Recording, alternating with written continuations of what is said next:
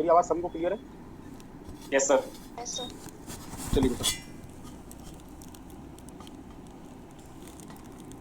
2 minute wait करेंगे, कुछ बच्चे जुड़ रहे हैं लगातार। कल का डाउट पूछिए। हाँ बेटा बोलो। आंसर ऑफ सेंटर ऑफ मास था ना सॉलिड स्फीयर का, हाँ हाँ। उसका आंसर भी अब r/2 आ रहा है। और होलोस्फीयर का आपने बोला था वो स्फेरिकल शेल, उसका भी r/2 आ रहा है। सॉलिड हेमिस्फीयर के लिए तो आपने साइड से 3/8 r बोला था।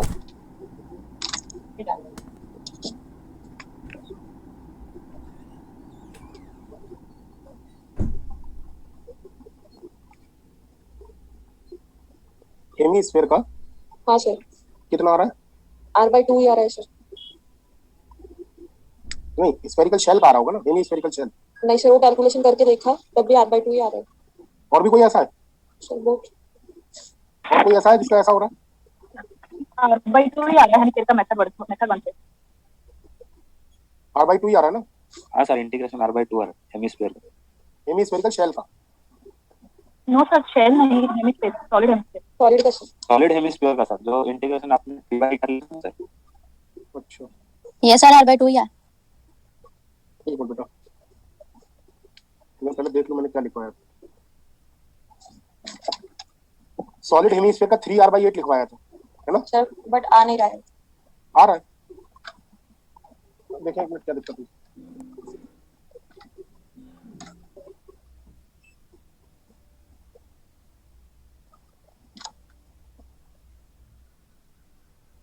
एक मिनट देख लूं मैं। Okay sir. अभी आपका डाउट क्लियर कर देता हूँ, ठीक है? अभी क्लास को आगे बढ़ाता हूँ, फिर बाद में आपका डाउट क्लियर कर दूंगा। मेरे हिसाब से सही है, हो सकता है कोई स्क्वायर वगैरह रह गया हो जिस वजह से आपको ऐसा लग रहा हो। ठीक है, देख लेता हूँ मैं। सर ये जो कल लास्ट में जो क्वेश्चन हुआ था उसमें सर एंगल की वैल्यू कितनी π/6 आ रही है क्या? बेटा देखा नहीं, अभी 5 मिनट आप लोग रुको, एंड में आपको आंसर बता दूंगा मैं, ठीक है? एंड में आंसर बता दूंगा क्लास में। चलिए आगे की क्लास चालू करते हैं। मेरे हिसाब से जो मैंने लिखवाया वो सही लिखवाया है, और फिर भी अगर कोई डाउट है आप लोगों का तो क्लियर करूंगा मैं अभी। आगे बढ़ते हैं। तो the centre of mass fail, शुरुआत यहाँ से करते हैं, और आज ही आप लोगों का न्यूटोनियन का जो पार्ट है वो खत्म कर दूंगा मैं। कल से हम लोग क्लासिकल मैकेनिक्स चालू करेंगे, ठीक है? The unit frame in which the total momentum of the system of the particle is zero, this is called the center of mass frame or frame, means it is like a special frame in which net momentum of the system of particles remains zero। तो ये बड़ा unique frame है जिसमें system of particles का momentum zero होता है। और ऐसा अभी मैं आपको इस बात को एक्सप्लेन भी करूंगा कि क्यों होता है। ओवरऑल इस फ्रेम में आप कोलिजन अगर ऑब्जर्व करेंगे तो नेट मोमेंटम कितना होगा? जीरो होगा, ठीक है? इसी और इस फ्रेम को हम लोग सेंटर ऑफ मास फ्रेम कहते हैं। तो अभी देखेंगे क्या कहने का मतलब है। The centre of mass frame is extremely useful, वो भी अभी हम चेक करेंगे। Physical processes are generally much more symmetrical in this frame, means जो प्रोसेसेस है जैसे कोलिजन है ये सिमेट्रिक दिखाई देता है इस फ्रेम में, तो ये भी हम अभी देखेंगे। CM frame is sometimes called as zero momentum frame, it is also called as zero momentum frame. ये भी हम जब ये बात प्रूव कर लेंगे। हाँ बेटा बोले। सर आपकी आवाज थोड़ी सी ना स्लो आ रही है, तो एक बार देखेंगे प्लीज। ऐसा है क्या बच्चे? नहीं सर, बराबर आ रही है आपकी आवाज। नहीं सर, बड़ी सही है सर। आवाज तो ठीक है लेकिन धीमी आ रही है, मुझे पता नहीं। हाँ सर, आवाज धीरे आ रही है। एक मिनट बेटा, मेरी बात सुनो पहले। मेरे को थोड़ा फ्लो में आने दो, अपने आप तेज हो जाएगी आवाज अगर ऐसा लग रहा है तो। एक्चुअल में क्या हो रहा है ना, देखिए अंदर से बहुत मन नहीं है चीजों को करने का, क्योंकि बहुत सारी नेगेटिविटी फैली हुई है। आप लोग देख ही रहोगे कि माहौल इतना खराब चल रहा है, कभी कोई बैड न्यूज मिल जाती है, कभी कोई बैड न्यूज मिल जाती है, तो इसलिए मन थोड़ा सा उतना वो है नहीं। तो हो सकता है मैं ही थोड़ा धीरे बोल रहा हूँ, तो अभी थोड़ा फ्लो में आएंगे, चीजें अपने आप सुधर जाएंगी, ठीक है? तो आप लोग भी जहां पे रहिए सेफ रहिए, अच्छे से रहिए और पॉजिटिव रहिए। कोशिश करिए कोई भी आप लोगों के साथ कोई भी गलत चीज घटित ना हो। आप लोग ध्यान रखें अपना, अपने परिवार का, बहुत जरूरी वो है, ठीक है? Yes sir. PM frame does not with in center of mass does not move with respect to the center of mass frame। तो सेंटर ऑफ मास फ्रेम क्या है? स्पेशली वो फ्रेम है जिसमें सिस्टम ऑफ पार्टिकल्स का जो centre of mass है वो रुका रहेगा, ठीक है? तो इन्हीं सब बातों को हम एक एक करके एक्सप्लेन करेंगे कि कहने का मीनिंग क्या है, ठीक है? चलिए आगे बढ़ते हैं, इन्हीं चीजों को हम एक एक करके एक्सप्लेन करेंगे, ठीक है? आप लोगों को कोई भी दिक्कत आएगी तो मुझे बीच में रोक लेना, मैं बात कर लूंगा आप लोगों से, ठीक है? सबसे पहले head on collision in centre of mass frame करते हैं। तो head on collision centre of mass frame में क्या मतलब है? जो हम लोगों ने लेबोरेटरी फ्रेम में किया था वही हम करेंगे, लेकिन इस बार उसी फ्रेम में नहीं, सेंटर ऑफ मास फ्रेम में करेंगे। तो कहने का मीनिंग क्या है वो हम दिखाते हैं आपको। तो सबसे पहले तो एक हाशिया खींच लेता हूं जिससे कि आपको ये समझा पाऊं कि क्या कहने का मीनिंग है। तो मान लीजिए ये कोई बॉल है जिसका मास m1 है और जिसकी वेलोसिटी मान लीजिए इनिशियल वेलोसिटी u1 है, और इसका मास m2 है जिसकी वेलोसिटी u2, और obviously u1 is greater than u2, that's why collision can occur. ठीक है, with this condition. This is the picture before collision, and after collision the picture is like this.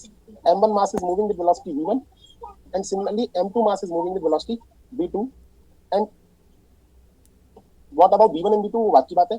This is before collision and this is after collision, and we are talking about this phenomena in lab frame. तो हम अभी lab frame में बात कर रहे हैं, तो उसको मैंने अलग से यहाँ पे मेंशन भी कर दिया है. मैं इसी को लेबोरेटरी फ्रेम को लेके सीएम फ्रेम में जाऊंगा इसी पर्टिकुलर चीज को समझाने के लिए.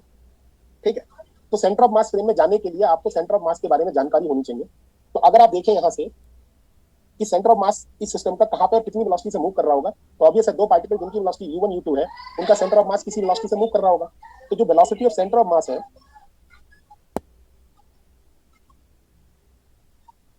vcm is equal to m1 u1 plus m2 u2 upon m1 plus m2, यही होगी. m1 u1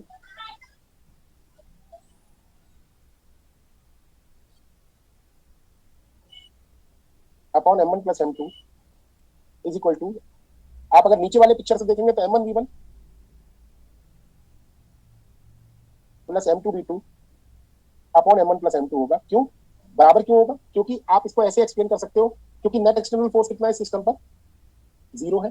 तो सेंटर ऑफ मास जिस वेलोसिटी से शुरुआत में मूव कर रहा होगा उसी वेलोसिटी से बाद में भी मूव कर रहा होगा. और यू कैन से कि momentum before collision m1 u1 plus m2 u2 should be equal to m1 v1 plus m2 v2. So from here you can clearly see that m1 u1 plus m2 u2 is equal to m1 v1 plus m2 v2. m1 plus m2 अगर काट दे तो, है ना. तो basically इस बात को दो तरीके से आप समझ सकते हैं कि सेंटर ऑफ मास की वेलोसिटी चाहे कोलिजन से पहले हो या बाद में हो कांस्टेंट रहेगी, या फिर इस बात को ऐसे कह सकते हो momentum before collision after collision same रहेगा. Am I correct? Is it clear? In laboratory frame. Now I am going in center of mass frame.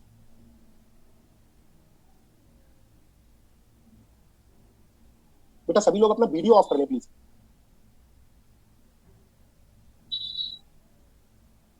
चलो, अब इसी फिनोमेना को हमें सेंटर ऑफ मास फ्रेम में देखना है. तो सबसे पहली जरूरत क्या है आपको? सेंटर ऑफ मास फ्रेम में जाने का एक तरीका है.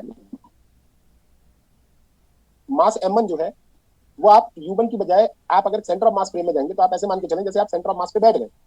जैसे यहाँ पे सेंटर ऑफ मास अगर देखें तो कितनी वेलोसिटी से मूव कर रहा है? vcm से, है ना. vcm से, ये u1 इधर लिख दे रहा हूँ थोड़ा सा, vcm वेलोसिटी से मूव कर रहा है सेंटर ऑफ मास. तो अगर आप ये सोचें कि आप यहीं बैठ गए हैं तो आपको ये सारी वेलोसिटीज क्या लगेंगी? रिलेटिवली कम लगेंगी. कितनी कम लगेंगी? u1 माइनस vcm, जिसको हम u1 डैश से रिप्रेजेंट कर दे रहे हैं. और दूसरी वेलोसिटी कितनी लगेगी? u2 माइनस vcm, जिसको हम u2 डैश से रिप्रेजेंट कर दे रहे हैं. ठीक है, मींस अब आप सेंटर ऑफ मास फ्रेम में हैं और सेंटर ऑफ मास फ्रेम में रिलेटिवली आपको वेलोसिटीज कम लगेंगी.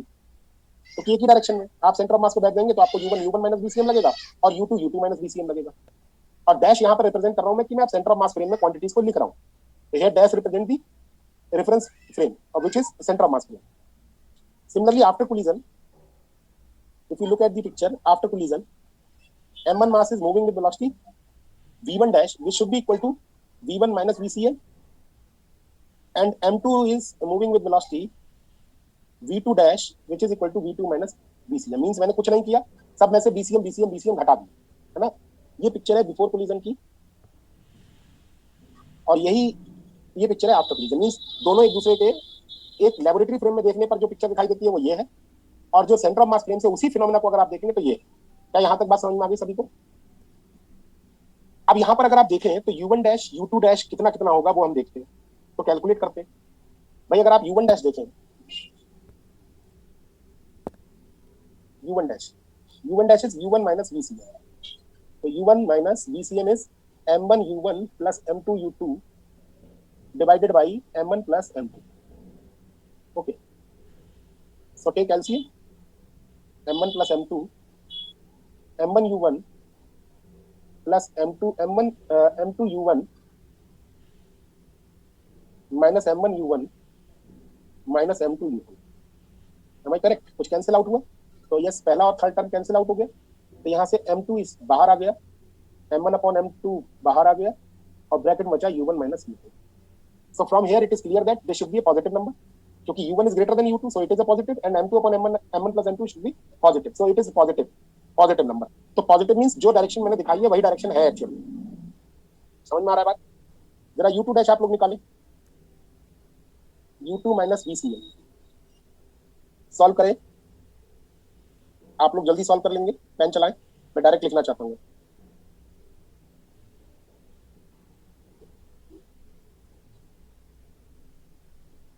बेटा इस बार नेट का वो आ गई क्या डेट एग्जाम की? क्या वो फॉर्म सर, भरा? वो तो पोस्टपोन हो गया, जुलाई में बोल रहे हैं।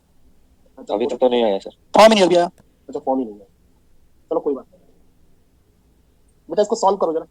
मुझे लगता है दिसंबर में होगा। नहीं ऐसा जरूरी नहीं है sir m1 into u2 minus u1 upon m1 plus m2। बेटा, इसको u1 माइनस u2 के टर्म्स में लिख के बताओ। Sir minus m1 into u1 minus u2 upon m1 plus m2। u1 minus u2 ना, सही लिखा मैंने? नहीं, यस इसका मतलब समझिए मैंने क्यों लिखवाया आपसे, u1 is greater than u2, तो ये तो पॉजिटिव नंबर हो गया, तो माइनस साइन ही कह रहा है कि क्या होगा, Opposite। यानी कि जो मैंने पिक्चर यहाँ बनाया है वो ऐसे ना बन के किधर होगा, पीछे की तरफ को दिखाना पड़ेगा मुझे, है ना? सही है ना? अभी तो मैंने दिखा दिया, लेकिन अभी एक्चुअल में पिक्चर जो दिखाई देगा वो बनाऊंगा। जरा v1 डैश निकाले, v1 dash is v1 minus VCM, तो v1 माइनस v1 के टर्म्स में VCM ऐसे लिखा जाएगा, वो मैंने आप लोगों को लिखवा दिया। बेटा कैलकुलेट करके बताना आप लोग कितना आ रहा है।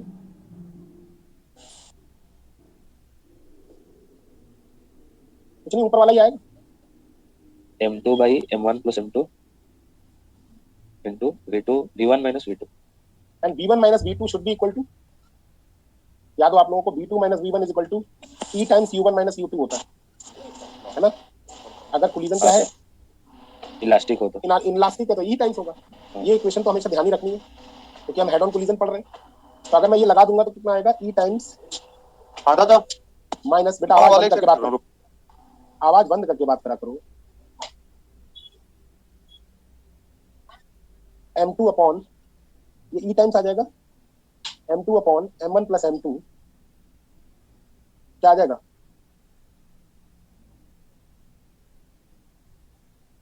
कितना आएगा, u1 माइनस u2। देखो बेटा सही लिखा मैंने? नहीं, यस सर। माइनस साइन आएगा ना? Yes sir. चलो अभी कंक्लूड करेंगे इसको भी। जरा v2 डैश और बता दें आप लोग फटाफट। v2 माइनस VCM, सब वही चीजें लगाएं।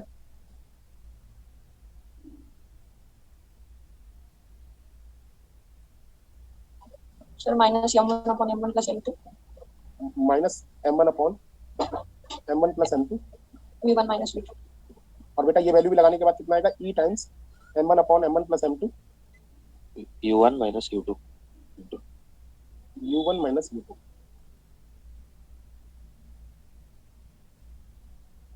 यहाँ पर एक चीज देखने को आपको मिल रही है, क्या? ये वो क्वांटिटी है जिनको डार्क कर रहा हूं मैं। एक आपको देखने को मिल रहा होगा कि v1 डैश जो है वो किसके बराबर है, माइनस e टाइम्स किसके, u1 डैश। और जरा नीचे वाला बताना, v2 dash is equal to how much, e times minus e times u2 dash. इसका मतलब ये हुआ, इसका बड़ा अच्छा मतलब निकला, अगर आप देखें इसका बहुत अच्छा मतलब निकला। इसको जरा आप देख लें पहले फटाफट, क्या कहना चाह रहा हूँ तो देख लें, चेक कर लें, आपका यही चीज हम बता रहे हैं। इसका मतलब ये हुआ कि मैग्नीट्यूड देखें तो कितना हो जाता है, e टाइम्स हो जाता है बस। जो u1 डैश से आ रहा था वो e टाइम्स v1 डैश से हो जा रहा है, और जो u2 डैश से आ रहा है उसका मैग्नीट्यूड v2 डैश हो जा रहा है। Is it correct? मतलब वेलोसिटीज में बदलाव अगर देखें तो जो भी वेलोसिटी है उसकी उल्टी वेलोसिटी हो जाएगी, किससे, e टाइम्स हो जाएगा उसका मैग्नीट्यूड। तो अगर मैं आपसे देखूं, यहाँ तक आप लोग नोट कर लें फटाफट। सर e नंबर है क्या यहाँ पे? बेटा ये मत, ऐसा मत पूछो, e जो है वो कोफिशिएंट ऑफ रेस्टिट्यूशन है। ओके e जो है वो कोफिशिएंट ऑफ रेस्टिट्यूशन है, याद हो मैंने लिखा था CORE है। Yes yes. e की वैल्यू 1/2 भी हो सकती है, 1/3 भी हो सकती है, 1 भी हो सकती है, 0 भी हो सकती है, डिपेंड्स ऑन यू कि आप कौन सा कोलिजन डिस्कस कर रहे हैं। अब जरा एक बात देखिए फटाफट, आप मोमेंटम बिफोर कोलिजन इन CM frame p dash before निकालें जरा, कितना आएगा बताएं? क्या लिखूं मैं, m1 u1 dash m2 u2 dash, यही तो लिखूंगा। m1 u1 dash plus m2 u2 dash, u1 dash u2 dash की वैल्यू डाल दूं। u1 डैश कितना है? u1 डैश है m2 upon m1, m1 plus m2, u1 minus u2 plus m2 u2, तो माइनस हो जाएगा m2 upon m1 m1 m2 m1 plus m2 u1 minus u2। Is it correct? और both cancel out, so before momentum before collision कितना है इस frame में? 0। 0। सो momentum after collision या तो आप निकाल लें या फिर डायरेक्ट आप लिख दें कि हाँ 0 ही होगा। क्यों? क्योंकि मोमेंटम कंजर्वेशन लॉ तो वैलिड ही है। इसका मीनिंग ये हुआ कि इस फ्रेम की खासियत ये है कि मोमेंटम बिफोर कोलिजन भी 0 होता है और आफ्टर कोलिजन भी 0 होता है। जो मैंने यहाँ पे पहली लाइन लिखवाई थी, it is also that's why it is also called as zero momentum frame. That's why CM frame is also called as zero momentum frame। ठीक है,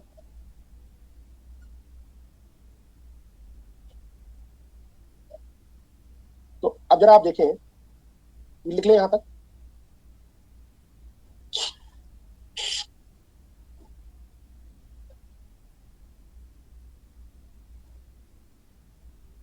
जरा देखें एक बात, तो शुरुआत से जो पॉइंट लिखवाए थे वो जरा नोटिस करें।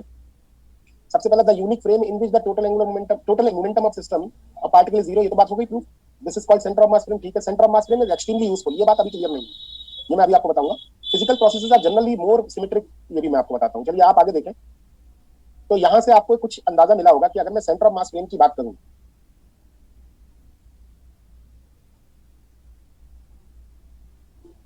अगर मैं सेंटर ऑफ मास फ्रेम की बात करूं, तो अगर m1 मास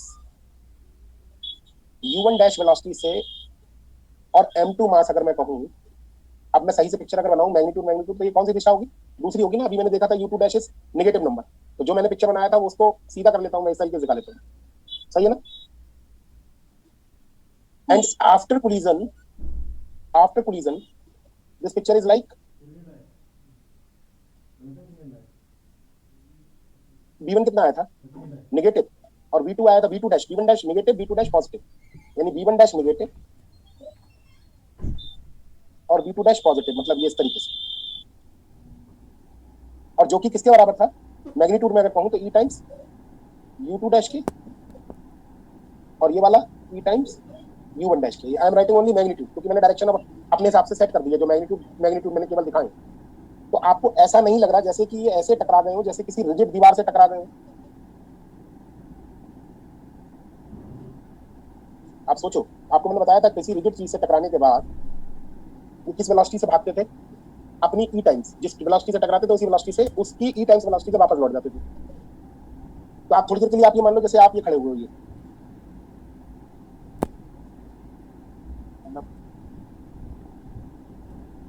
तो आपको ऐसा नहीं लग रहा। आप अगर देखो तो बिफोर कोलिजन आपको लग रहा है आपकी तरफ को पार्टिकल आ रहे हैं, और आफ्टर कोलिजन आपको लग रहा है आपसे दूर जा रहे हैं, है ना? दोनों पार्टिकल आपकी तरफ को आ रहे हैं और दोनों पार्टिकल आपसे दूर जा रहे हैं आफ्टर कोलिजन। नहीं दिख रहा पिक्चर? जो कहना चाह रहा हूँ वो आप तक पहुंच रहा है? जो पिक्चर मैंने फिगर बनाया वो आपको मतलब हिट कर रहा है ये चीज? Yes sir. इसका मतलब आपको जो कोलिजन में जो, अच्छा आप इस वाले पिक्चर को देख के बिना आप इस वाले पिक्चर को देखो, जो लेबोरेटरी फ्रेम का पिक्चर है, इसमें u1 u2 आगे की तरफ को दिख रहे हैं, है ना? और केवल ये बता देना कि u1 is greater than u2, बाद में टकरा जाएंगे। ये ज्यादा सिमेट्रिक है या ये ज्यादा सिमेट्रिक है? ये वाला। सेंटर ऑफ मास फ्रेम में चीजें ज्यादा सिमेट्रिक दिखाई देती हैं, और चाहे कोई सा भी प्रॉब्लम हो, कैसी भी, कोई भी, चाहे कितनी वेलोसिटी से कोई चल रहा हो, कोई रुका हो, कोई चल रहा हो, हर बार सिचुएशन यही बनेगी, हर बार सिचुएशन यही बनेगी। मैं कहना क्या चाह रहा हूँ आपको मैं बताता हूँ, मैं ये बताना चाह रहा हूँ, पहले नोट कर ले, बना लेगा इसको। तो बेसिकली ये फ्रेम कोई ऐसा फ्रेम नहीं जिसमें कैलकुलेशन रिक्वायर्ड हो। यहाँ पे मैं एक चीज नोट करवाऊंगा कि this frame is extremely useful and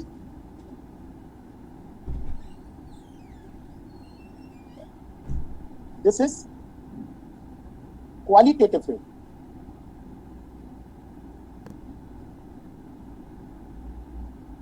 मतलब कहने का यह है कि क्वालिटेटिव फ्रेम का मतलब है कि इस फ्रेम में कोई हमें कैलकुलेशन के पॉइंट ऑफ व्यू से ये फ्रेम नहीं समझाया जा रहा है आपको, ये फ्रेम आपको क्वालिटेटिव, मतलब ये आपको बेसिकली बिहेवियर से आपको इसको अंदाजा लगाना है। एक तो क्वांटिटेटिव है, जो लेबोरेटरी फ्रेम है बेसिकली क्वांटिटेटिव फ्रेम है। सेंटर ऑफ मास फ्रेम क्या है? क्वालिटेटिव फ्रेम है, जिसमें आपको चीजें क्वालिटी आपको दिखाई देगी।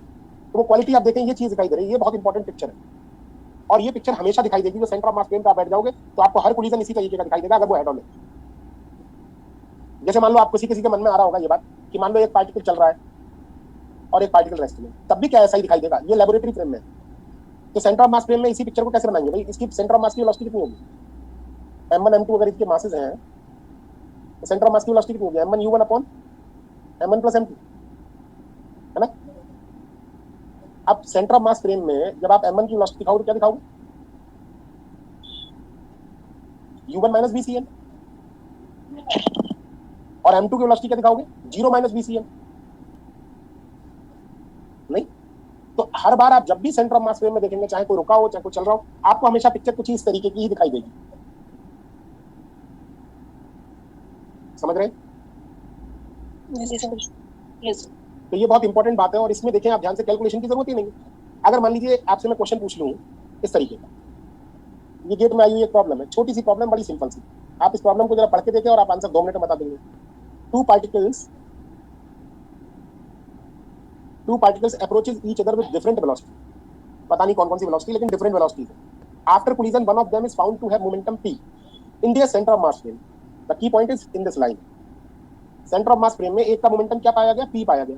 इन the same reference frame the other particle must have momentum. So which option is correct? Minus C option, minus p। इसमें कुछ जरूरत ही नहीं कुछ करने की। सोल्यूशन क्यों? p प्लस जो पूछा गया है p डैश मान लो इज इक्वल टू 0 होगा, तो p इज इक्वल टू कितना होगा? माइनस p होगा। वैसे भी कॉमन सेंस से सोचना है कि in centre of mass frame net momentum should be equal to 0। वो तभी पॉसिबल है जब एक का p और एक का minus p। Am I correct? तो इसमें कैलकुलेशन नहीं करनी है, बस सीधे आंसर बता देना। क्या मेरी बात से सहमत है? यस लिखना चाहे लिख ले, थोड़ा सा बड़ा अच्छा सवाल है, छोटा सा है लेकिन अच्छा सवाल है। जैसे मान लीजिए एक और क्वेश्चन है, ये भी आपकी बुकलेट में नहीं मिलेगा। Consider the following one dimensional collision. A mass 2m moves to right and a mass small m moves to the left, but both with same velocity v, same speed v. They collide elastically. It means it is given that v is equal to 1. Find their final left frame velocities. Solving this by, so first of all, it is given that it is one dimensional collision. Means according to question, this is head on collision. This point is notable, and your answer should be final left frame velocity. But solve this by either two ways. In laboratory frame में करके दिखाओ, और यही काम CM frame में करके दिखाओ, लेकिन आंसर किसका लाके दिखाओ? लेफ्ट फ्रेम वेलोसिटी से। नहीं समझ रहा बात को क्या करूं? आपको आंसर लेफ्ट फ्रेम की वेलोसिटी बतानी है, जबकि करना दो तरीके से, एक बार लेफ्ट फ्रेम में और एक बार सेंटर ऑफ मास फ्रेम में। देखें कैसे करते हैं, जरा देखिए। तो क्या क्या है क्वेश्चन में, क्या क्या दिया हुआ है कि एक 2m मास है जिसकी वेलोसिटी v है, और एक m मास है जिसकी स्पीड v है, मतलब दोनों अपोजिट डायरेक्शन में आ रहे हैं। ठीक है। So what are the final velocities? So first of all, we have to do this problem in laboratory field. So how can you do that? Very simple. m1 v1 linear momentum conservation law लगाओ और angular linear momentum conservation law।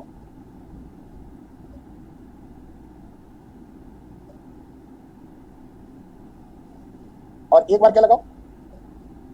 कौन सी equation लगा लो? Newton's formula. और आपको दोनों ही पता है, दोनों लगाते हैं। चलिए सबसे पहले मान लीजिए फाइनल वेलोसिटीज इनकी क्या है? v1 v2 है, तो 2mv minus mv is equal to 2mv1 plus mv2। सही लिखा हुआ है?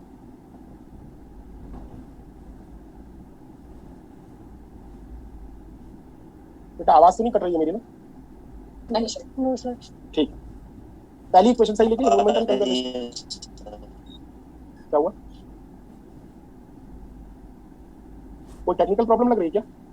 No sir everything is fine. Okay no सब कुछ ठीक है सर। ओके ओके बेटा, चलिए न्यूटन्स फार्मूला लगाएं तो v2 minus v1 is equal to how much? e times u1 minus u2। u1 is v minus v, it is minus minus 2v हो गया, है ना? देखो आप संभाल के। तो now you have two equations, equation number 1, equation number 2। Just solve this equation.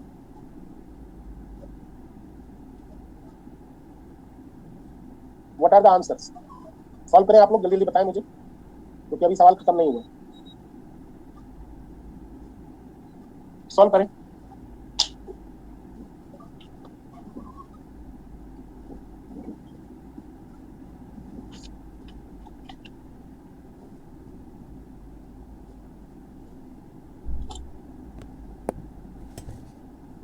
V1 is minus V by 3, V2 is minus नहीं 5V by 3।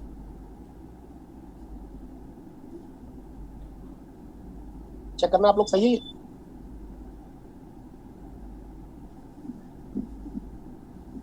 ये सही आ रहा है।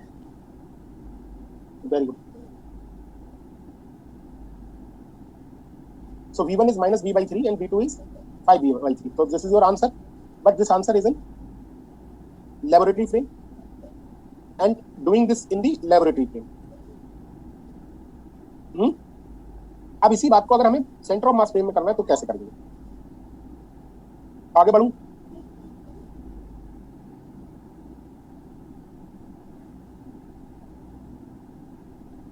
ठीक है, अब आपको इतनी कैलकुलेशन करनी नहीं है। सेंटर ऑफ मास फ्रेम में सिंपल, आप ये बताएं बीसीएम क्या होगा? बीसीएम क्या होगा? बीसीएम बता सकता है कोई मुझे? सेंटर ऑफ मास की velocity 2mb minus mb upon m 2m plus m कितना हुआ? 2mb minus mb upon 2m plus m कितना हुआ? v by 3। अब सेंटर ऑफ मास की वेलोसिटी आ गई। अब आप इस पिक्चर को सेंटर ऑफ मास फ्रेम में बदलने का तरीका क्या है? 2m की वेलोसिटी जो v थी वो v ना रह के अब क्या हो जाएगी? v माइनस vcm, यानी v minus v by 3, v minus vcm, और m वाले की वेलोसिटी क्या हो जाएगी?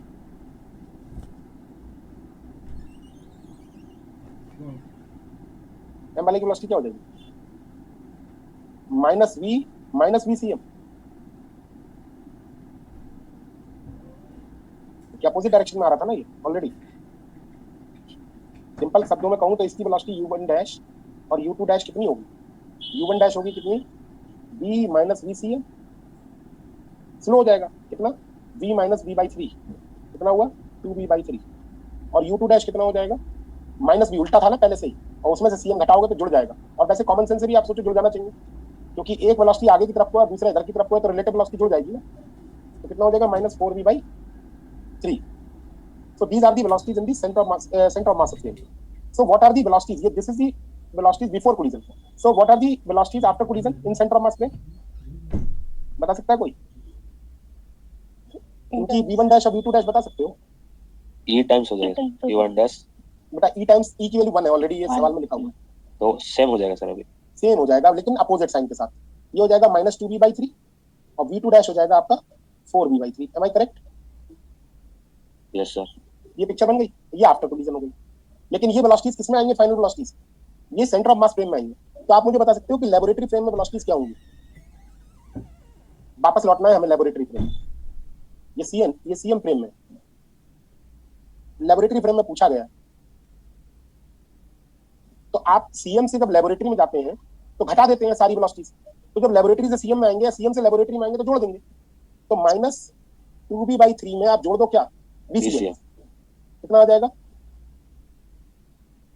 Minus b by 3। और ऐसे ही 4b by 3 में आप VCM जोड़ दो तो कितना आ जाएगा? 5b by 3। और पीछे आंसर देखो, मैच कर रहे हैं? मेरी बात समझ में नहीं आई हो जिन लोगों को, उन लोगों के लिए मैं एक डायग्राम बनाता हूं कि लैब फ्रेम से अगर आपको सीएम फ्रेम में जाना है तो सब्सट्रैक्ट कर दो किसे? VCM। और जब वापस लौटना हो तो ऐड VCM। इसमें सारी वेलोसिटी। नहीं समझ में आई बात अभी भी?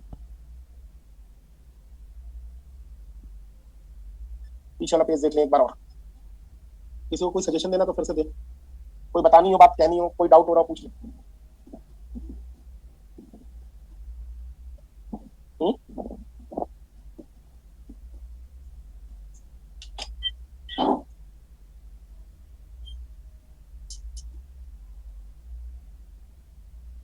क्या मेरी बात कंसेप्चुअली क्लियर हो गई? आपको क्या करना है? Yes sir.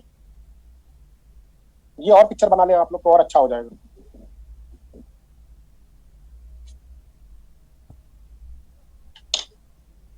ये था head on collision. Sir back slide कीजिए। बेटा दिखा,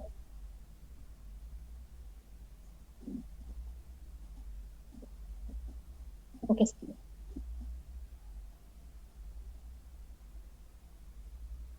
आप लोग कल ऑब्लिक कोलिजन बता रहा था ना सेंट्रम लेबोरेटरी फ्रेम में।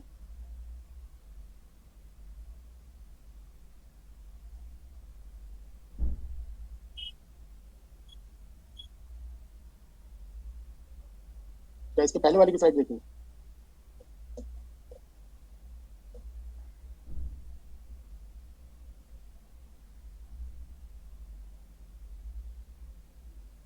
जो भी मैसेज हो ना आप लोग, जो भी आपका ग्रुप हो, उसमें आप ये जरूर कन्वे कर देना कि कल से जो है वो क्लासिकल मैकेनिक्स स्टार्ट करेंगे सर। तो जिसको भी आना हो वो आ जाए, क्योंकि बजाय फिर बाद में वो कंफर्ट नहीं फील करेगा। चलें आगे बढ़े। तो अब आते हैं हम लोग टू डायमेंशनल कोलिजन।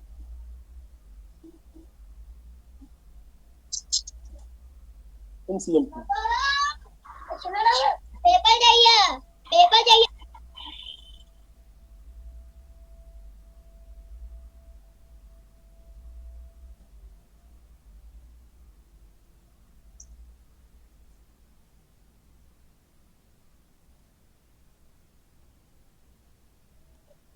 हाँ, two dimensional collision in centre of mass flow.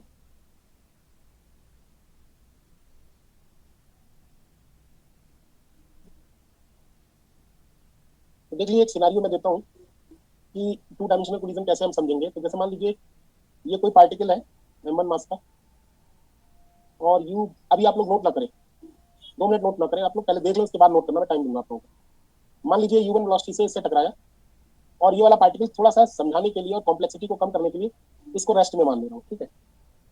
ये इससे टकराया, टकराने के बाद क्या हुआ कि ये इधर चला गया। ये तो बिफोर कोलिजन पिक्चर है, और आफ्टर कोलिजन कुछ इस तरीके का सीन हो गया। मैं इसको कलर से, अलग कलर से बना दे रहा हूँ।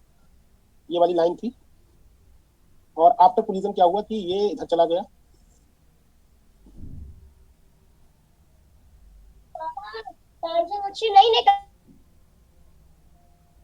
बेटा 1 मिनट रुकना आप लोग, 2 मिनट में फिर से आ रहा हूँ।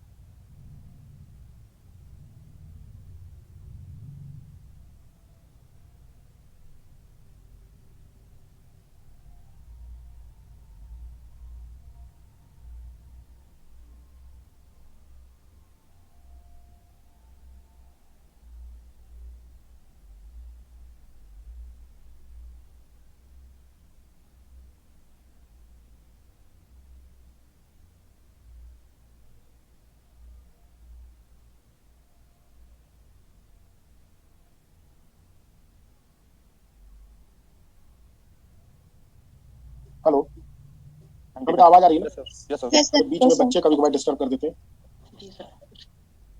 तो आफ्टर कोलिजन क्या हुआ कि ये वाला पार्टिकल जो है वो इधर चला गया। हाँ, और इसको मैं थोड़ा उससे डॉटेड लाइन से दिखा देता हूँ। और ये वाला पार्टिकल, ये रेस्ट भी हटा देता हूँ, यहाँ पे लिख देता हूँ रेस्ट। ये कुछ इधर चला गया।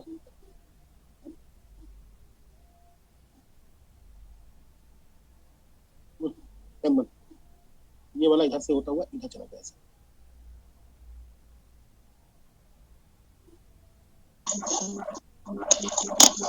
बेटा एक मिनट सुनना आप लोग, आवाज बंद कर लें आप लोग। रेन्यू अपने आप को म्यूट कर लो। तो क्या हुआ आफ्टर कोलिजन, ये कुछ इस तरीके का पिक्चर बना, जो कि आपको मैंने डॉटेड लाइन करके भी दिखाया, और दूसरा आप समझ रहे होंगे कि M2 वाली लाइन इधर चली गई है और M1 वाला इधर चला गया, ठीक है। तो ये आफ्टर कोलिजन है, यहीं पे मैं आफ्टर भी लिख दे रहा हूँ। अगर इसी पिक्चर को अगर आप देखें सेंटर ऑफ मास फ्रेम में, तो कैसी दिखाई देगी? तो तरीका क्या होगा कि ये तो हुआ लेबोरेटरी फ्रेम में, ये मैं डिस्कस कर चुका हूँ इस तरीके का क्वेश्चन कल वाली क्लास में। अगर इसी को सेंटर ऑफ मास फ्रेम में दिखाएं तो कैसे दिखाना पड़ेगा हमें? तो सेंटर ऑफ मास फ्रेम में जाने के लिए सबसे पहले आपको VCM पता होना चाहिए। यहाँ वेक्टर्स लगाए मैंने, क्योंकि वेक्टर दिखाने पड़ेंगे, क्योंकि इनकी डायरेक्शंस बदल रही हैं। तो अगर मैं बिफोर कोलिजन, अगर मैं मोमेंटम देखो, sorry before collision centre of mass frame की वेलोसिटी देखूं, तो M1 U1 upon M1 plus M2 ये होगी। आफ्टर कोलिजन भी यही आएगी ऑब्वियस है, क्योंकि ये फर्क नहीं पड़ रहा, क्योंकि बिफोर कोलिजन जो वेलोसिटी होगी वो हमेशा उतनी ही बनी रहेगी। तो अगर मैं आपको दिखाऊं तो यहाँ पर मैं आपको VCM दिखा देता हूँ एक छोटा सा, ये है VCM, ठीक है, और आफ्टर कोलिजन भी ये VCM है एक तरीके से, ऐसा समझे,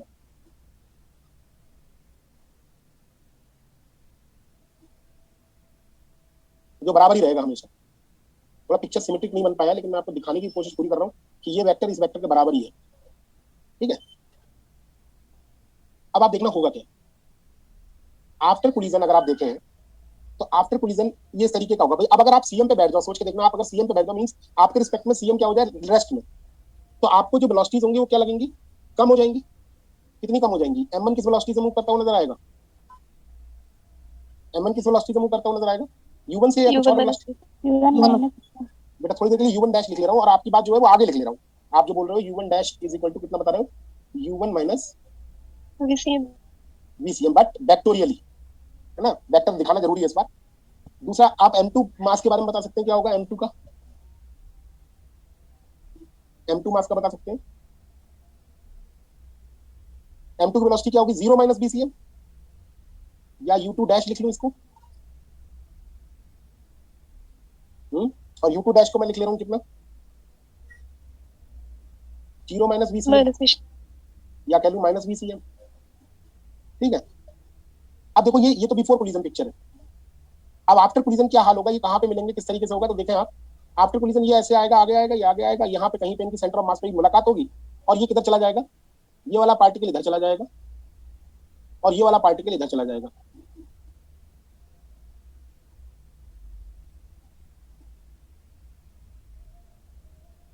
ये कुछ इस तरीके से दिखा देता हूँ। ये वाली वेलोसिटी किसके बराबर होगी, ये m1 मास है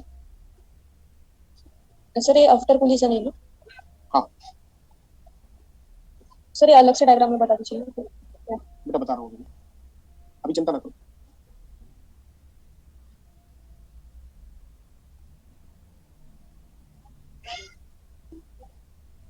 ये कुछ इस तरीके से ये वाला m1 दिखा दे रहा हूँ और ये वाला m2 दिखा दे रहा हूँ। थोड़ा सा पिक्चर को इस तरीके से दिखाने की बजाय यहाँ से ऐसे दिखा दे रहा हूँ, और ये वाला ये इस तरीके से निकलता हुआ दिखा दे रहा हूँ। तो ये इधर को गया, और ये है m1 वेलोसिटी, m1 मास, जिसकी वेलोसिटी क्या होगी, और ये वाला गया इधर, ये है m2 मास, और इसकी वेलोसिटी क्या होगी वो अभी देखना। ऑब्वियस है ये v1 डैश होगी और ये v2 डैश होगी, और v1 डैश और v2 डैश में क्या रिश्ता होगा, v1 डैश जो होगी v1 माइनस VCM होगी, और v2 डैश जो होगी वो v2 माइनस VCM होगी। ये तो बात पक्की है ना, सब में से VCM कैंसिल आउट हो जाएगा, ठीक है। थोड़ा अब मैं आपको बता रहा हूँ क्या कहना चाह रहा हूँ।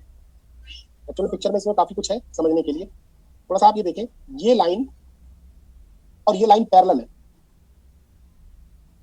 ये जो ब्लू कलर से मार्क करी है मैंने, ये लाइन और ये लाइन पैरेलल है।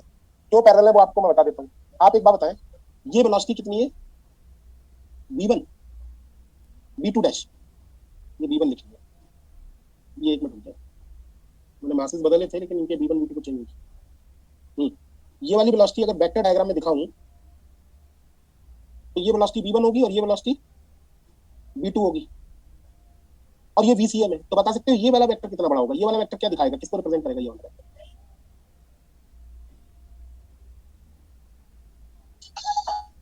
ये वाला वेक्टर किसको रिप्रेजेंट करेगा,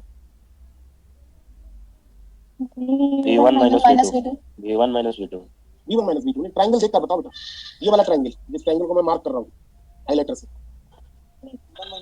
v1 माइनस v2 आएगा, v1 minus v2, no sir, v1 minus VCM, v2 minus v1 minus v1 minus VCM।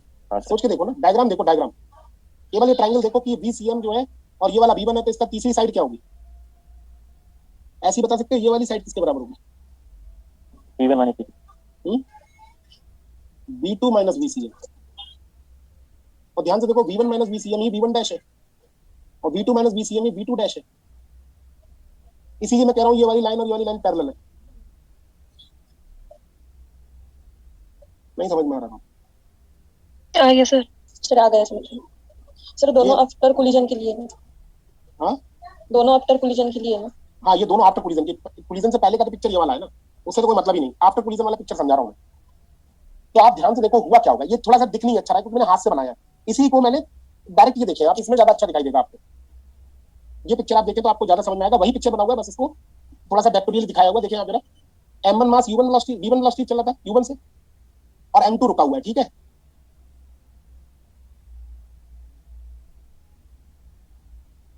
ठीक है, m2 रुका हुआ है, और vcm जो आएगा वो कुछ भी आएगी, वेलोसिटी आएगी ना। तो इसमें से अगर वेक्टोरियली, अगर आप वेक्टोरियली इसको कम करोगे तो कितना बचेगा? v1 माइनस vcm करोगे जब u1 माइनस vcm, तो कितना बचेगा? इतना हिस्सा तो बचेगा, केवल इतना, वो यहाँ दिखाया हुआ है, ये देखो। नहीं समझे? थोड़ा सा स्केल का भी ध्यान रखा हुआ है, आप दिख रहा है आपको? नहीं, आधा पीस, थोड़ा सा कटा हुआ पीस। Yes sir. और जो ये वेक्टर है जितना बड़ा, उतना ही बड़ा वेक्टर इस पे हावी हो जाएगा, दिखाई देगा, क्योंकि माइनस vcm हो जाएगी इसकी वेलोसिटी, वो ये रहा देखो। नहीं सही कह रहा हूं? लास्ट वाला बताएंगे सर। मैंने कहा ये वाला वेक्टर किसके बराबर होगा? u1 माइनस vcm कितना होगा? इतना ही तो होगा, इतना हिस्सा, बस इतना। ये सर, ये तो ठीक है। ये देखो बराबर बराबर दिख रहा है। और ये वाला, इसकी वेलोसिटी कितनी दिखाई देगी सेंटर ऑफ मास फ्रेम में?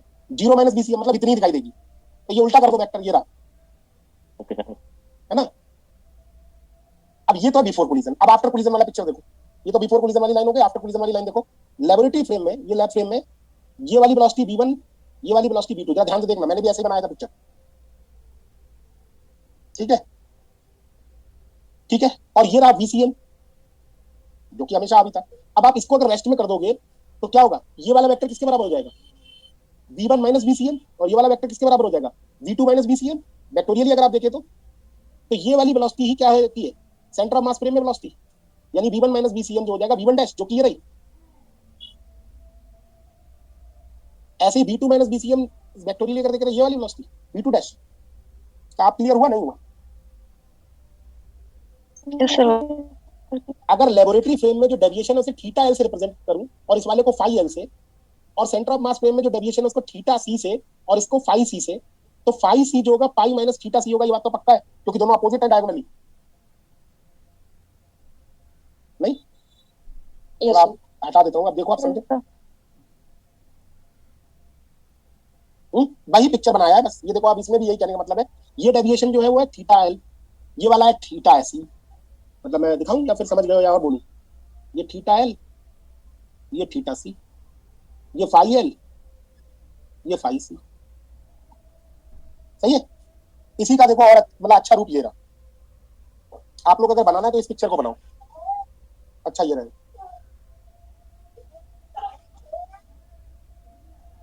चलो एक बार पिछला स्लाइड दिखाओ मुझे। हाँ, वो भी जरूरी है बनाना।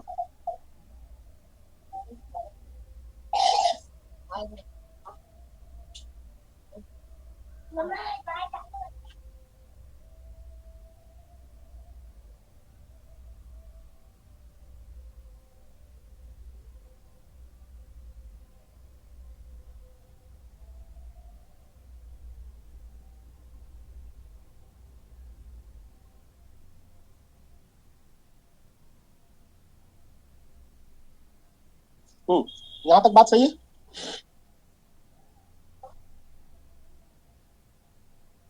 तेरहवीं स्लाइड भी देख लो, ये तो जनरल डेटा लिखा हुआ है।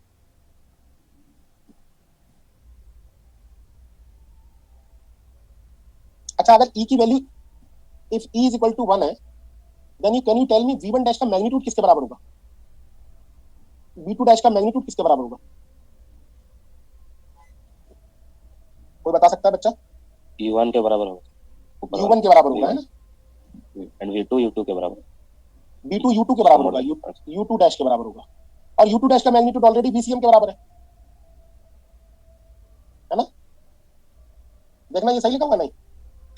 यस हाँ सर। सर। Yes sir. जरूरत पड़ेगी इसलिए लिखवा दिया। अब आप देखो इस पिक्चर में, आपको क्लियर है सब चीजें। फायदा यह है कि इस ट्रायंगल में एक चीज दिखाई दे रही है, तो ट्रायंगल मिल गया अपने को। ट्रायंगल क्या मिल गया अगर आप देखो,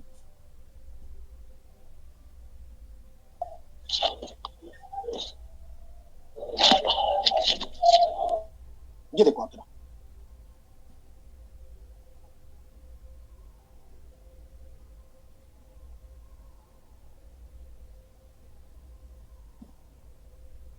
ये है आपका VCM,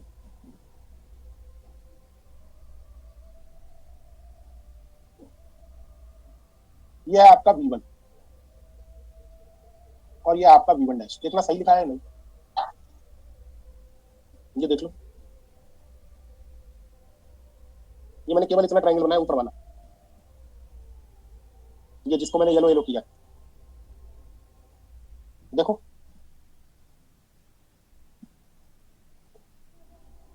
और ये है थीटा सी, सॉरी थीटा एल, और इसको मैं अगर आगे बढ़ा दूं तो ये है थीटा सी। सही है।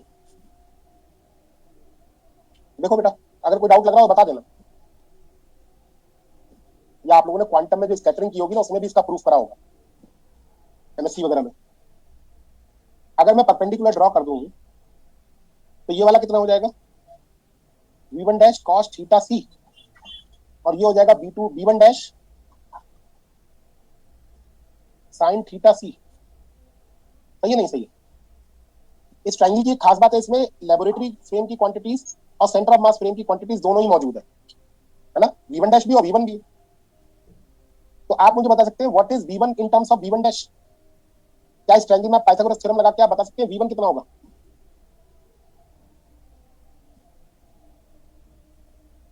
बोले VCM VCM plus V dash cos theta c plus whole square yes sir plus v1 dash sine theta C whole square, और इसे भी अगर सॉल्व कर लूंगा तो क्या आएगा, v1 is equal to under root,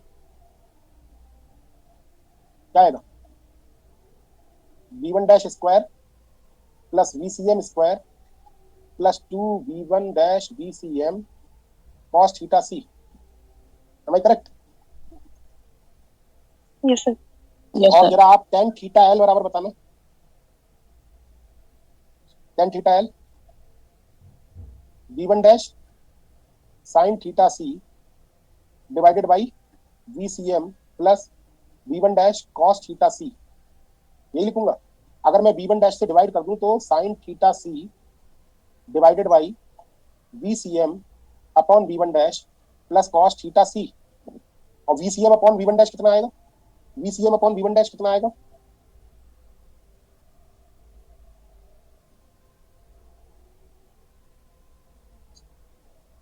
v1 dash का मैग्नीट्यूड किसके बराबर है, u1 डैश के। yes sir तो v1 डैश की जगह पे मैं लिख लूं u1 डैश, तो sine theta C upon VCM u1 dash plus cos theta सी।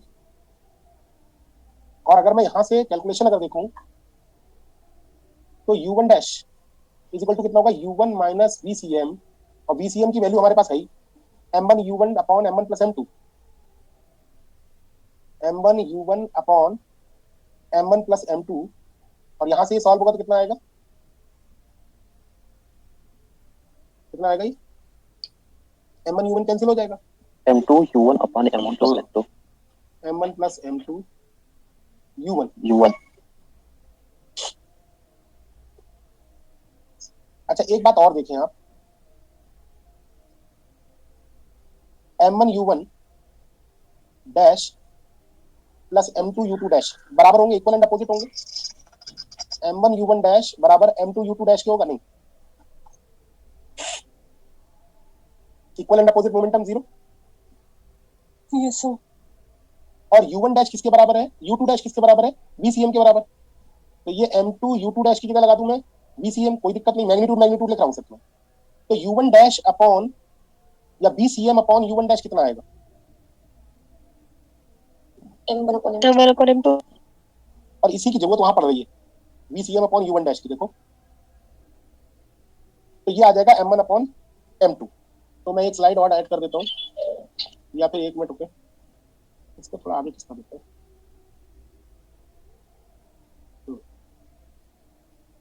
तो यहां से tan theta L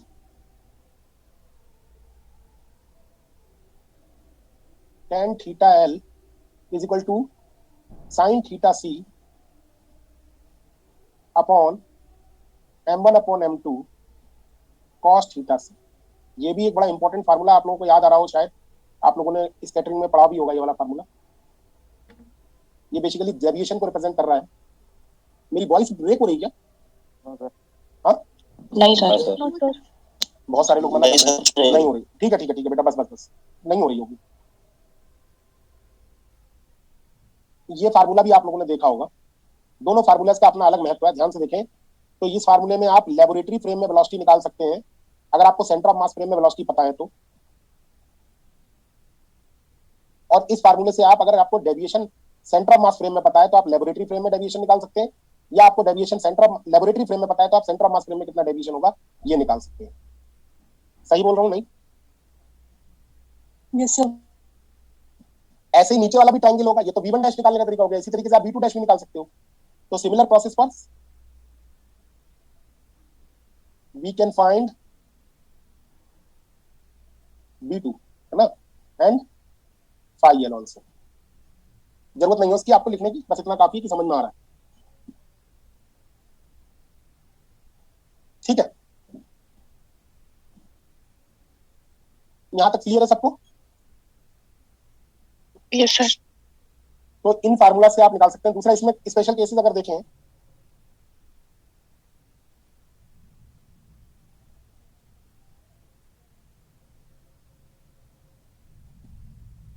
if m1 is equal to m2, जो कि आपको कल मैंने करवाया भी था, जिसमें दोनों मास बराबर थे और एक दूसरे से आके टकरा गए थे। तो अगर m1 m2 बराबर होगा तो tan theta l sin theta c divided by 1 plus cos theta c।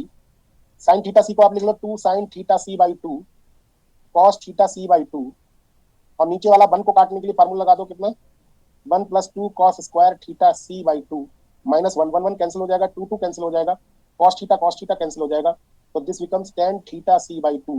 It means theta l is equal to theta c by 2। इसका मतलब क्या हुआ जान रहे कि सेंटर ऑफ मास फ्रेम में जितना डेविएशन महसूस होगा उसका ठीक आधा आपको लेबोरेटरी फ्रेम में दिखाई देगा। यानी अगर कोई आपसे पूछ ले ये दोनों मास बराबर है और थीटा सी आपको मान लीजिए 60 डिग्री दिया हुआ है, तो थीटा एल कोई पूछ रहा है तो आपका आंसर कितना होगा, 30 डिग्री। ठीक है, यहां तक नोट कर लिया? जी सर। एक और स्पेशल केस इंपॉर्टेंट हो सकता है, if m1 is much much much lesser than m2। At this situation, if m1 is much much much lesser than m2, you can neglect m1 upon m2। तो बता सकते हैं theta L किसके बराबर आएगा? थीटा एल किसके बराबर आएगा? Almost equal to theta C के, क्योंकि tan theta L is equal to tan theta C हो जाएगा। देखो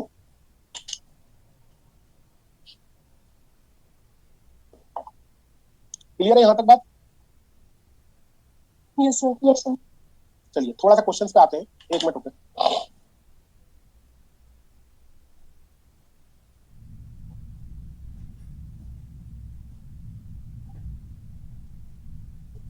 ये क्वेश्चन देखिए, बड़ा अच्छा क्वेश्चन है, आप लोगों ने कल भी किया था, वही क्वेश्चन दोबारा रिपीट कर रहा हूं मैं, लेकिन इस बार थोड़ा सा अलग करके। A billiard ball collides elastically with an identical stationary one. मतलब एक बिलियर्ड बॉल है जो आइडेंटिकल बिलियर्ड बॉल से स्ट्राइक करी, जो कि रेस्ट में है, स्टेशनरी है, तो मान लीजिए ये यू वेलोसिटी से टकराई जाती है।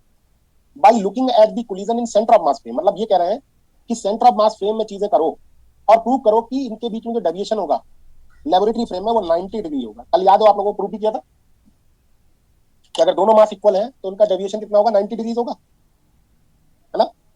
जी सर। इसी बात को आप लेबोरेटरी फ्रेम में, सेंटर ऑफ मास फ्रेम में कैसे प्रूव करेंगे? तो आप मुझे ये बताएं, ये तो लैब फ्रेम की पिक्चर है, इसको अगर सेंटर ऑफ मास फ्रेम की पिक्चर में कन्वर्ट करें तो कैसी होगी? या सीधे सीधे हम लोग सवाल करने लगे तो सवाल में आप बता सकते हैं u1 डैश कितना होगा, पिक्चर पे ना जाए। आप बता सकते हैं u2 डैश कितना होगा, पिक्चर पे ना जाए। अच्छा चलिए bcm कितना होगा ये बता दीजिए, bcm बता दीजिए। u/2 तो आप u1 डैश बता दो, u2 डैश u/2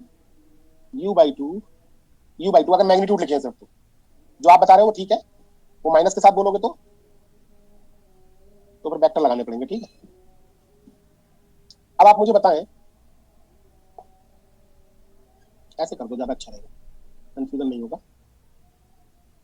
अब माइनस हटा देगा, ठीक है, यानी कि लेबोरेटरी फ्रेम में ये मास m जो है u/2 से आ रहा है और ये वाला इधर को कितनी वेलोसिटी से आ रहा है, u/2 से आ रहा है। तो बताओगे ये मुझे सेंटर ऑफ मास फ्रेम में, ये cm फ्रेम है, सेंटर ऑफ मास फ्रेम में ये कितनी वेलोसिटी से वापस लौटेंगे? ये लैब फ्रेम है, ठीक है। इसको मैं थोड़ा सा अलग से बना रहा हूँ, इसको यहाँ से हटा देता हूँ, कंफ्यूज करेगा। यहाँ पे लैब वाला बना देता हूँ।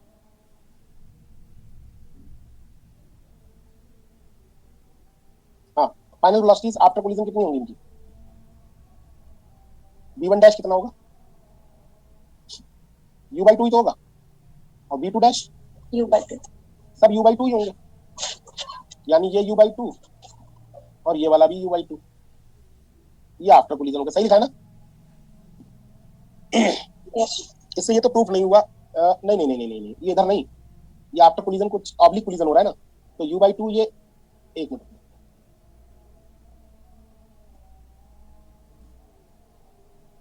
ये इधर जाएगा u/2 से, और ये वाला इधर आएगा u/2 से, यही तो मतलब हुआ, ठीक है।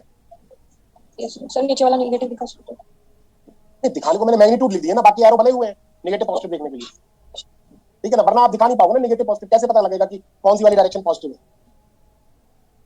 अब आप मुझे बताओ, ट्राइंगल अगर बनाऊंगा तो ट्राइंगल में आप कैसे दिखाऊंगा लेफ्ट फ्रेम और centre of mass frame?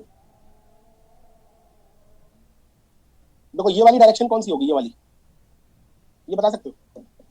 Left hand, और ये वाली? Left hand.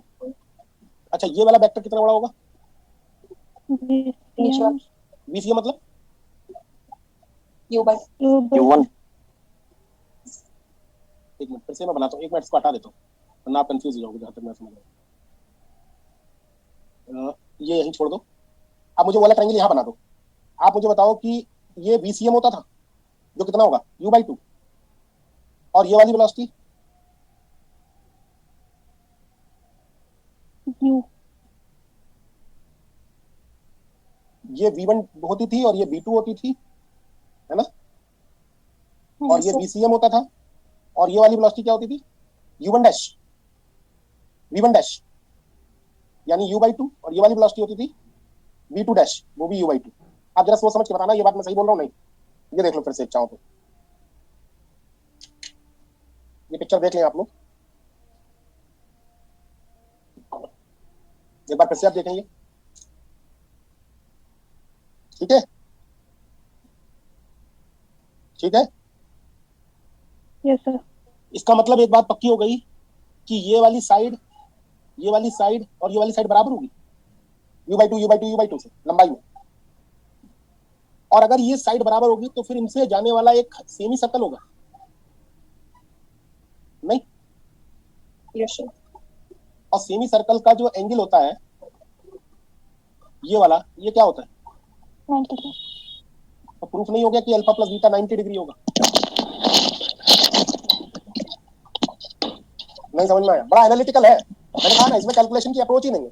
या तो कल यही बात आपने प्रूव करने के लिए 2 इक्वेशन सॉल्व की थी, सेल्फ प्रोडक्ट किया था इनर। बेटा ये आवाज बंद करा, म्यूट कर लो अपने आप। ये सबकी खुद की प्राइमरी जिम्मेदारी है कि आप कुछ भी, क्योंकि जब मेरा बच्चा भी यहाँ आया तो मैंने तुरंत अपने आप को म्यूट किया,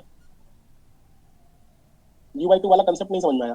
देखो u/2 क्यों आ रहा है, ये तो मैंने आपको दिखाया ना, ये u/2 भाई फाइनल वेलोसिटीज इन लैबोरेटरी फ्रेम हमें नहीं पता, लेकिन final velocities in centre of mass frame u/2 है ना, आपने तो बताया कि VCM u/2 है, तो u1 डैश जो होगा u माइनस u/2 मतलब u/2, और u2 डैश 0 माइनस u/2 मतलब u/2, और v1 डैश जब u1 डैश जब u/2 है तो v1 डैश भी u/2 होगा।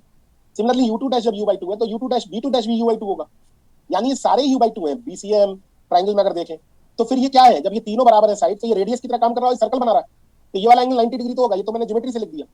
और यही हमें प्रूव करना था कि लैबोरेटरी फ्रेम में जो एंगल होगा, डेविएशन होगा, रिजल्टिंग ट्रैजेक्टरीज होंगी वो किस एंगल पर जाएंगी, 90 डिग्री पर जाएंगी। कंसेप्चुअली अगर आप देखें तो बड़ा अच्छी बात बताइए, इसमें कैलकुलेशन नहीं, केवल देखकर पिक्चर को हमने सेटलमेंट कर दिया आंसर। नहीं समझ में आया? तो वही क्वेश्चन ये सेंटर ऑफ मास फ्रेम में कैसे किया, बड़ा सिंपली। तो कोई भी question centre of mass frame में करना बड़ा आसान होता है, कोई भी। आपको क्या करना है, जो आपको डेटा दिया हो उस डेटा में से आप पिक्चर भी मत बनाओ, जो भी डेटा दिया उसमें से VCM घटा लो सबसे पहले, ठीक है। उसके बाद ये बात ध्यान रखो कि ऐसे समझ लो जैसे आप बीच में खड़े हुए हो, ऐसे समझ लो, रुको, ये आप बीच में खड़े हुए हो और यहाँ से एक पार्टिकल आ रहा है, जिस वेलोसिटी से आ रहा है उसी से वापस जाएगा, और अगर E कोफिशिएंट ऑफ रेस्टिट्यूशन है EU से वापस जाएगा, और ये अगर U B से आ रहा है तो ये वापस किससे जाएगा, EV से जाएगा। सिंपल ये फंडा है, नहीं समझ में आ रहा है? ये है सीएम फ्रेम की खास बात। नहीं आई समझ में बात? इसमें कैलकुलेशन करनी ही नहीं है। अच्छा आप देखो जरा एक बार, अब ये वाली स्लाइड फिर से दिखाता हूँ, अब और अच्छा लगेगा। The unique frame in which the total momentum of system of particle is zero, ये बात हो गई हमारी। Centre of mass frame is extremely useful, क्योंकि कैलकुलेशन कम करनी पड़ती है। Physical processes are generally much more symmetrical in this frame, बड़े अच्छे से दिखाई देते हैं, दिख रहे थे अभी देखे होंगे आप लोगों ने।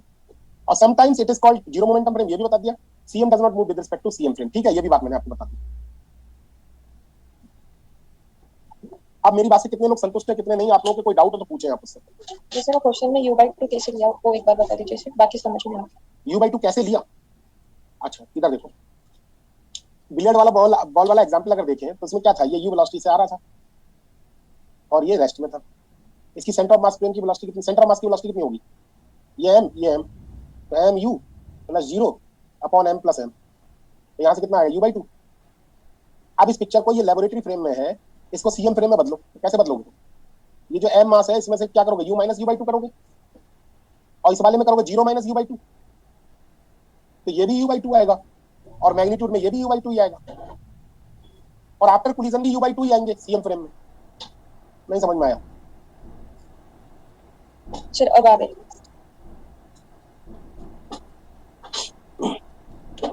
और किसी को कोई डाउट?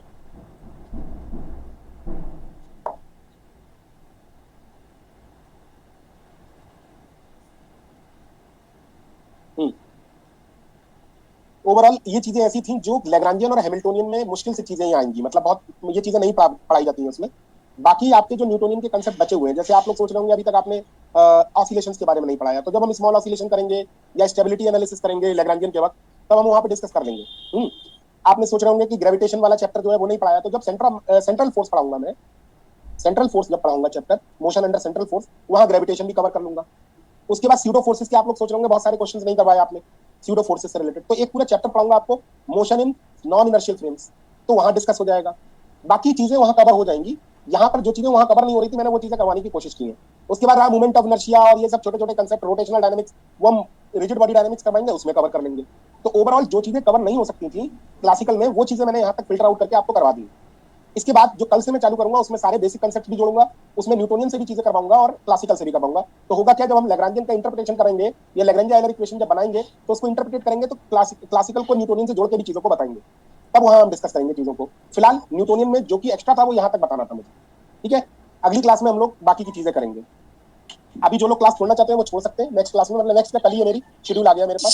सर जैसे हम हेलो सर, मुझे लगता है जैसे हम क्वांटम में या स्टैटिस्टिकल में बाकी सब्जेक्ट्स में पढ़ते हैं कि एक टॉपिक लेते हैं उसके रिलेटेड जितने भी एग्जाम में क्वेश्चन साइंस सभी सर करवाते हैं, तो मुझे लगता है सर ऐसे कोई अगर टॉपिक करें तो उसके अभी तो हमने जितना भी किया उसमें मुश्किल से नेट का सर में 1-2 क्वेश्चन होगा जो नेट में या जस्ट में आए हुए।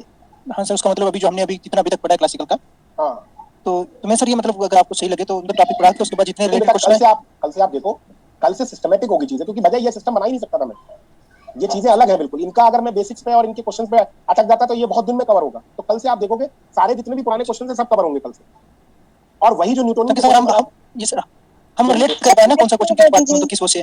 बेटा अभी देखो मैं आपको दिखाता हूँ असाइनमेंट, एक मिनट रुको बस, लास्ट स्लाइड दिखा दीजिए। बेटा भी दिखा रहा हूँ, एक मिनट रुको। असाइनमेंट मेरे पास, जैसे मैं अभी दिखा देता हूँ, चलो पुराना मेरे सामने आ रहा है वही मैं आपको दिखाता हूँ।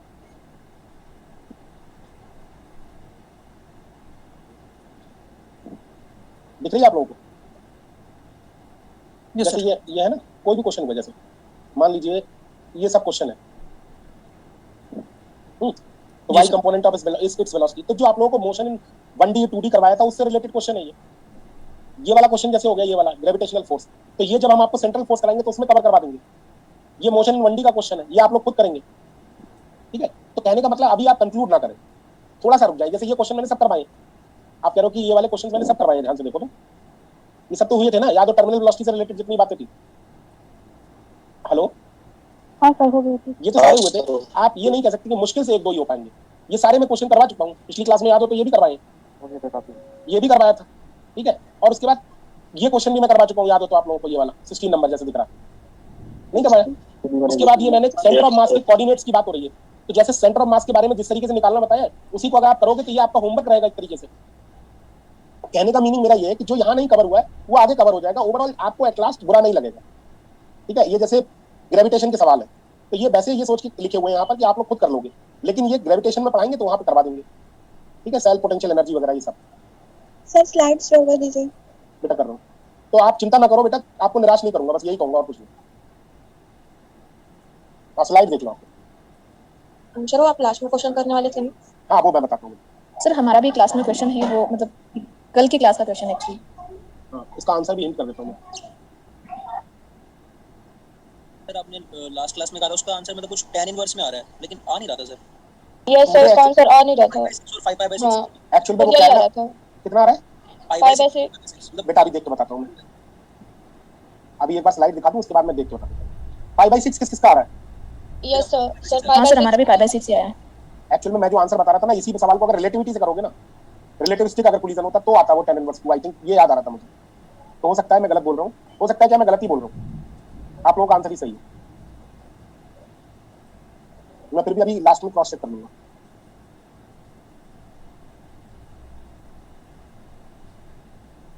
तो आप लोग जो है थोड़े से असाइनमेंट जो लेवल 1 में और लेवल 2 में जो न्यूटोनियन के दिए हुए हैं उनसे हताश ना हो बिल्कुल भी, क्योंकि वो सिलेबस पूरा कंटेंट है उसमें। तो जो आप लोग हैमिल्टोनियन और लैग्रांजियन में करेंगे वही सब चीजें उसमें भी मिलेंगी आपको, तब आपको कोई दिक्कत नहीं आएगी।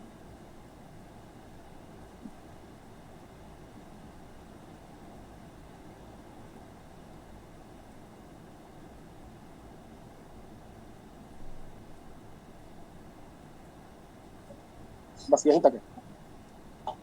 Thank you sir. ठीक है बेटा, कल मिलते हैं, कल आप लोगों को अच्छे से बता पाएंगे। सर ये न्यूटोनियन लास्ट है? बेटा आज लास्ट हो गया, मतलब लास्ट क्या हो गया, ये न्यूटोनियन कोई लास्ट और एंड है ही नहीं, ये तो जब तक चलती रहेगी मैकेनिक्स तब तक है इसका अस्तित्व।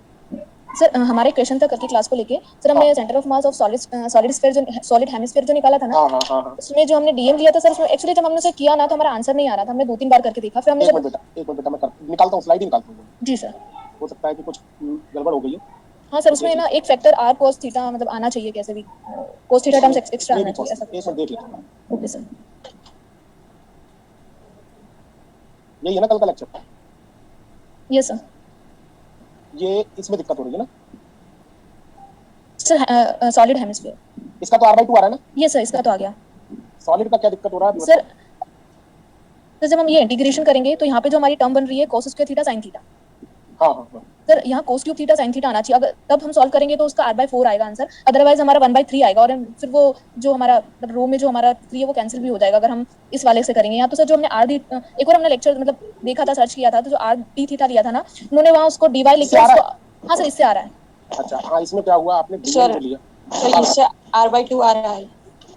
हाँ सर इससे r/2 आ रहा है इससे। अच्छा अच्छा। डिवाइड आ रहा था। नहीं सर आप ही एक बार चेक कर लीजिए। हाँ मैं कर लूँ पहले मैं देख लेता हूँ कोई बेसिक गलती तो नहीं हो गई। सर उसमें सब्स्टिट्यूशन किया ना तो उसकी वैल्यू r/2 आएगी लास्ट में। एक मिनट बेटा मैं बताता हूँ। y कोऑर्डिनेट ऑफ एलिमेंट ना, यस सर। y कोऑर्डिनेट हो गया r cos theta r sin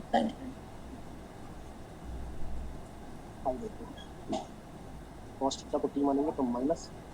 sir जो हमने डीएम लिया है ना, हाँ वहाँ हमने देखा था उन्होंने ना r d थीटा आप के सर को करने दो, हम कंफ्यूज हो रहे एक हैं। मिनट बेटा रुको ना। Okay sir. 1/3 आ रहा है और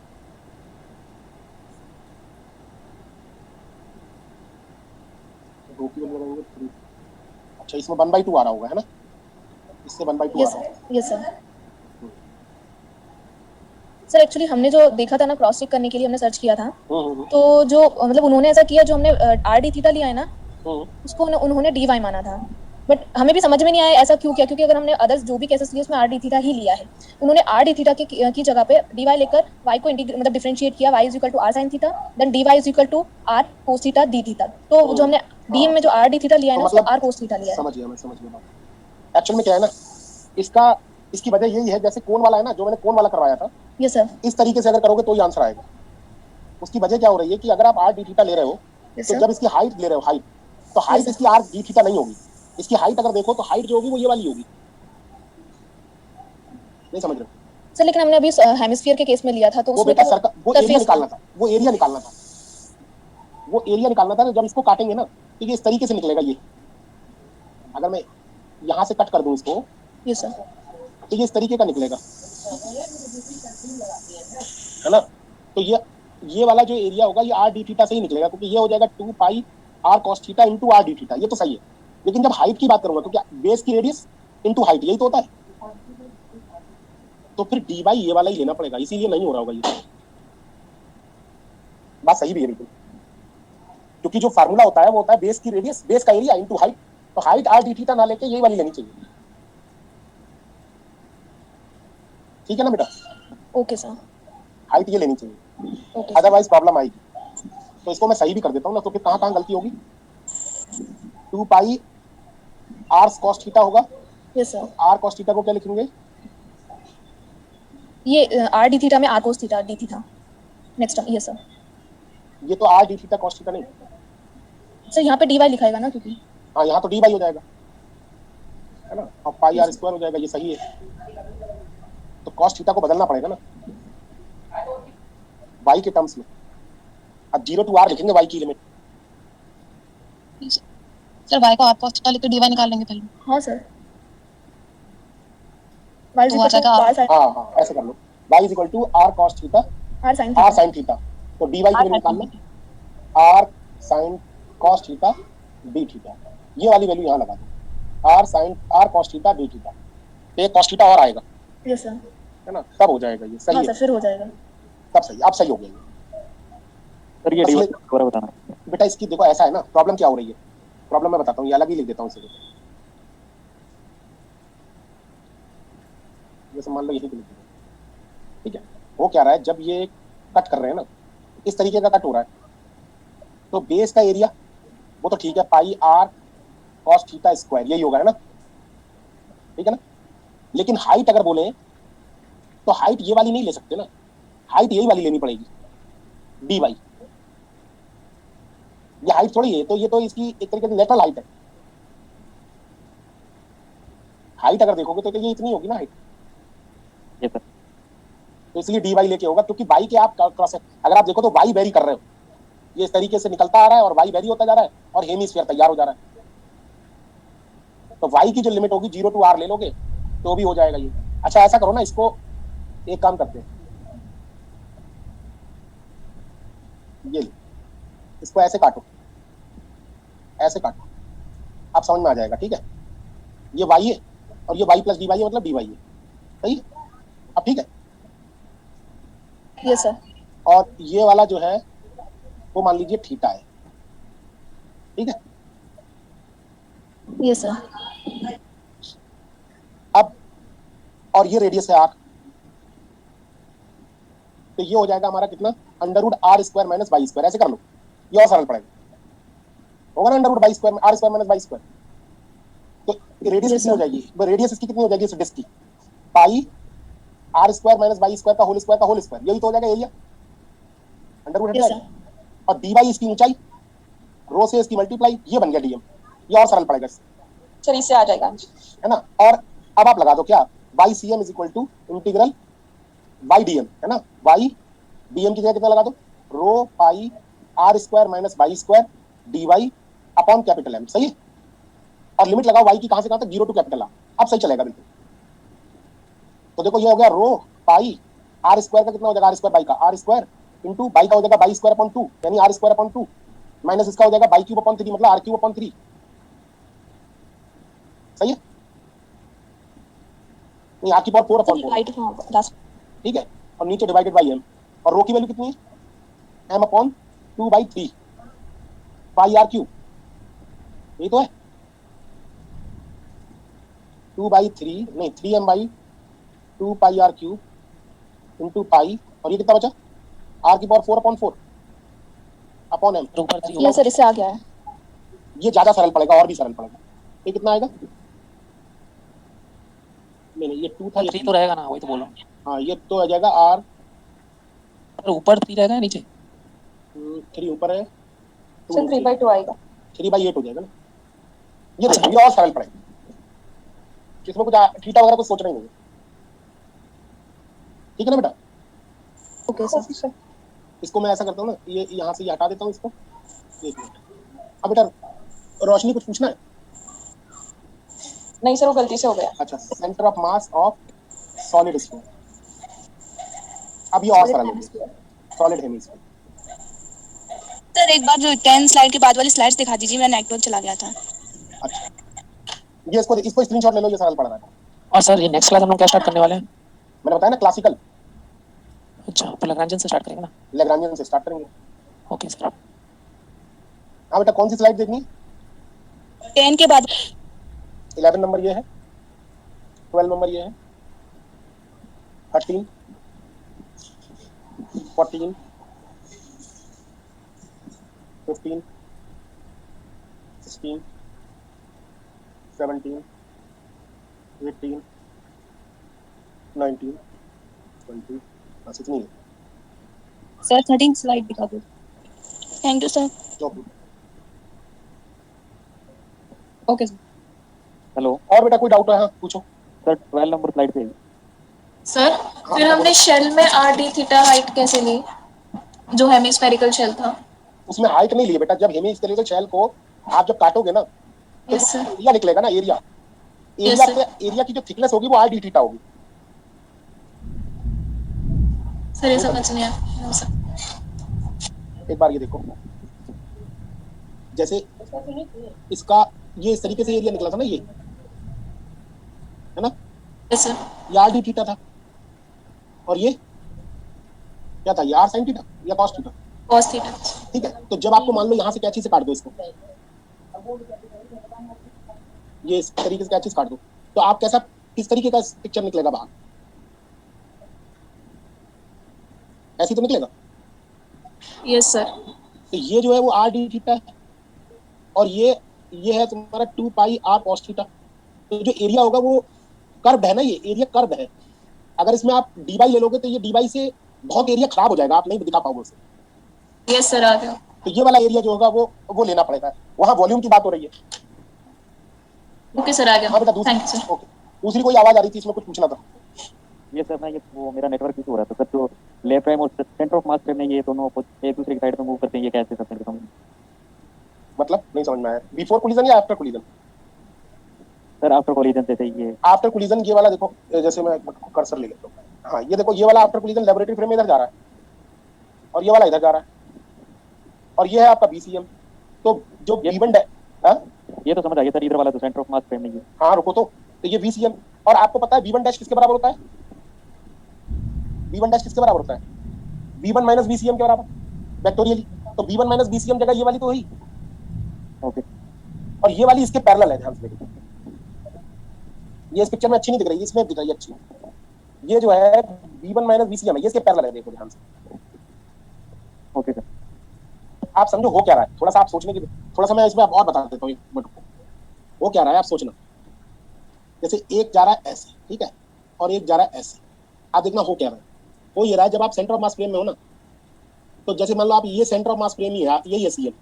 तो जब ये यहाँ पहुंच रहा है तो ये यहाँ पहुंच रहा है, जब ये यहाँ पहुंच रहा है तो ये यहाँ पहुंच रहा है, जब ये यहाँ पहुंच रहा है तब ये इसके सिर के यहाँ पहुंच रहा है, और ये वाला इसके सिर के अपोजिट। तो ये लाइनें हमेशा पैरेलल है, ध्यान से देखो। जी सर। तो इसको बंदे को ऐसा लग रहा है जैसे ये अपोजिट गए, ऐसे गया और एक ऐसे गया। आपको समझ में आई बात नहीं? जी सर। जैसे आप क्या करो कि इसके नीचे चलते रहो, तो ऊपर आपको ऐसा लगेगा जैसे सीधा आपसे दूर जा रहा है, और नीचे वाला आपसे दूर जा रहा है, तो आपको ऐसा लगेगा जैसे ये अपोजिट जा रहे हैं, अगर आप सेंटर ऑफ मास होते। तो ये कहने का मीनिंग है, समझ रहे? Okay sir, thank you. ठीक है बेटा, आप टाइम हो गया काफी, आप कल मिलते हैं आप लोगों से। Okay, thank you so much.